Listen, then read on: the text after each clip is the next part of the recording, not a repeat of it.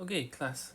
So moving on from when Miss Bonita left off last lesson for all of you. So I think she has covered page 1 to 3 of the notes, right? Okay, so just to briefly recap what she has covered so far. So in this topic, chapter 4 of dynamics, we have seen how a force can actually cause the motion of a object to change. So for example, when we apply a force, it can cause an object to start moving, to move faster, slow down, or to change direction. Okay, and we have also seen that it's not just about whether there's a force acting on an object. Okay, it depends on in total, right? What are all the forces when we consider all of them together? What's the overall effect? Okay, so we look at something that's called the net force, okay, which we have already covered. So let's say if we have these two forces pointing in the same direction, the net force, we add them up, right? But if it's in opposite directions, then we subtract. Okay, so that's the idea of net force. Okay, and we have also seen some examples. So for example, on page 2 down here, in this particular case of if I have a 6 Newton force pointing to the left and a 6 Newton force pointing to the right. Okay, so this one you should have already done. This one the net force should be 0, right? Okay, because it's actually 6 minus 6. Okay, so overall is 0 Newton, meaning that there's actually no resultant force or no net force in this case. Okay, and this one I think is quite easy to spot that actually overall there's no effect, right? Because I got two forces, one pointing to the left, one pointing to the right, and both are 6 newtons. Okay, so in this case, this is an example of a case where the forces acting on the object are balanced.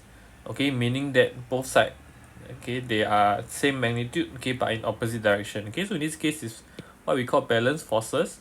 In this case, the net force is 0. Okay, and we should already have covered this. Okay, so when the net force is 0, okay, on an object, the net force is 0. Okay, the acceleration will also be 0, meaning that if the object is already not moving, it's already at rest, it will continue to be at rest. Okay, whereas if it's already moving, it will continue to move in the same with the same velocity, meaning with the same speed in the same direction. Okay, so I think this is what we have covered so far until page 3. Okay, so just a brief recap so far.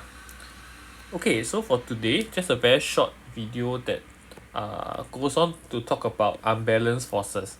Okay, so what if, so previously we were talking about in this case, right, where forces are balanced, okay, 6 Newton and 6 Newton. Now, what if it's a different scenario? What if it is something like this?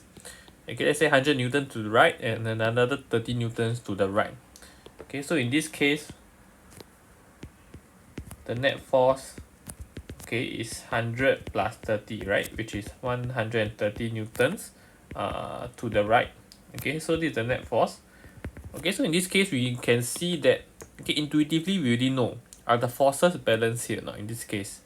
Okay, no, right, because both the forces are pointing to the same direction. Okay, so overall it's not balanced. Okay, so in this case where forces are unbalanced, okay, the net force is non-zero, or you can just say not zero lah. Okay, same idea. Okay, so if the net force is not zero, okay, in this case, when we have a net force acting on an object, okay, the object will actually accelerate. Okay, so jot this down. This is the most important part for this chapter actually. So when there's a net force, okay, acting on an object, okay, the object will accelerate, okay, in the same direction as the net force. Okay, so if I write it down in terms of the formula, okay, it will be F net equals to MA. Okay, F net is the net force. Okay, so in order to calculate the net force is actually the mass times the acceleration. Okay, M times A. Okay, so this is the most important formula that you need to know for this chapter. Okay, so in this case,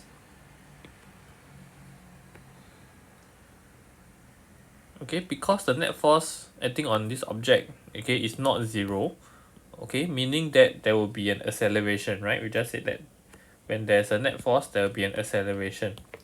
Okay, so the acceleration of the object will also be non-zero.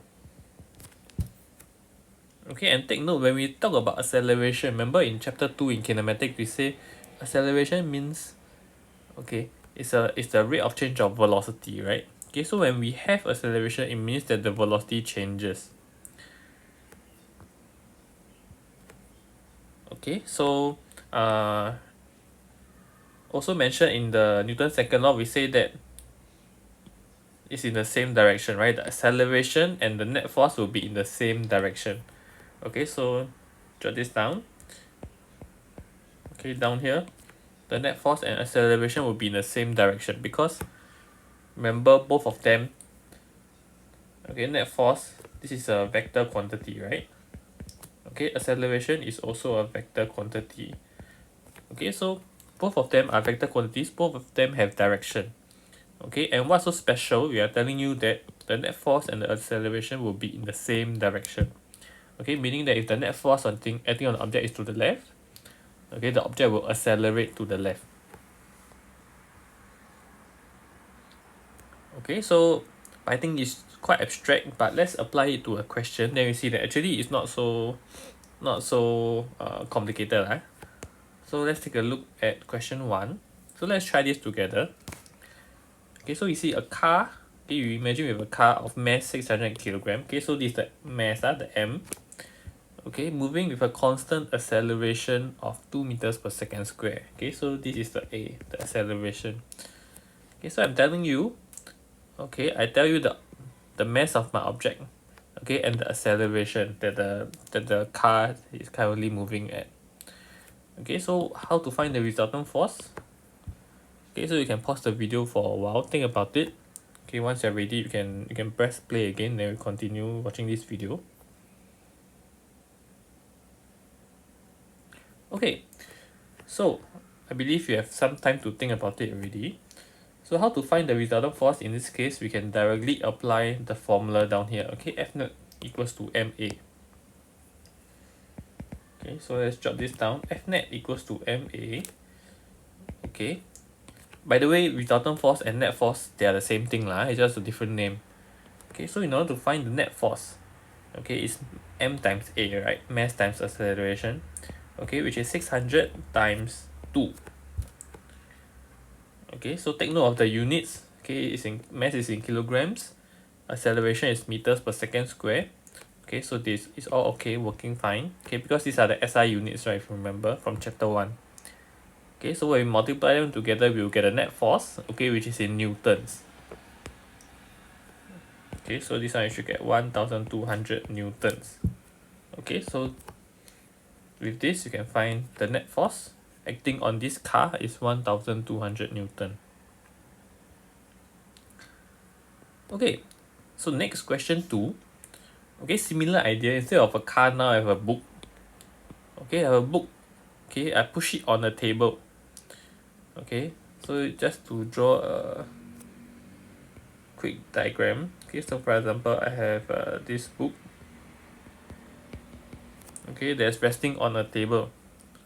Okay, and I push it across the table with a force of 6 Newton. Okay, and I tell you that it's a smooth table, right? So actually smooth in physics, like in terms of topics, when I tell you it's a smooth table, I'm telling you that, okay, in this case, okay, we do not need to care about friction. Okay, there's no frictional force involved. I'm just pushing it. That's the only force that I'm applying onto the book. Okay, so we just need to care about this 6 Newton force. Okay, this one will be the resultant force. Okay, so once again, we use this formula F net equals to MA. Okay, so F net we know, right? I just said the net force will be this 6 newtons. Okay, because there's no friction. If there's friction, then it will be acting in the opposite direction, right? Okay, but don't have. Okay, so in this case, the net force is 6 newtons. Okay, 6.0 equals to the mass m times the acceleration a. Okay, so the mass is 2 kilogram times the acceleration A, I don't know. I'm trying to find the A, right? That's what I need to find here. Okay, so to find A, you just get 6 divided by 2. Okay, meaning that A is 3 lah, right? Okay, so 3, just give me 3. There's also units, right? So acceleration, remember, what's the units for acceleration? Down here. Okay, meters per second square. Okay, so this is the final answer. Okay, acceleration is 3 meters per second square, meaning that when I'm pushing it across the table, what's happening?